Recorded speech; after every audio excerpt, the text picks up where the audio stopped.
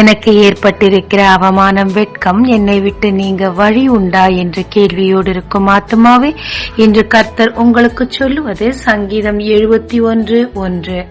கர்த்தாவே, உம்மை நம்பியிருக்கிறேன், நான் ஒருபோதும் வெட்கம் அடையாதபடி செய்யும். மொர்தெகாய் எஸ்தரின் சிறிய தகப்பனாய் இருந்தும் தன் உரிமையை பயன்படுத்தாமல் ஆமான் கொடுத்த வெட்கம் அவமானத்தை தாங்கிக் கொண்டு கர்த்தரையே நம்பியிருந்தார். தேவன் ராஜாவின் நித்திரையை மட்டும் கலைத்தார், அவ்வளவுதான். மறுநாளிலே அவன் வெட்கம் மாறி வெட்கப்படுத்த நினைத்தவன் வெட்கப்பட்டான். ஆமாங்க, அதிகமான வெட்கத்தையும் அவமானத்தை மட்டும் சந்திச்சுட்டே இருக்கிறீங்களா? கவலைப்படாதீங்க, தேவன் நியமித்த நேரத்தில் காரியம் மாறுதலாய் முடியும். உங்க வெட்கத்துக்கு பதிலாக இரட்டத்தனையான வலனையும் மகிமையும் கர்த்தர் உங்களுக்கு தருவாருங்க. ஜெபிக்கலாமாங்க. தேவரே, நான் வெட்கம் அனுபவித்த இடத்தில் என்னை புகழ்ச்சியும் கீர்த்தியுமாக வைப்பீர்.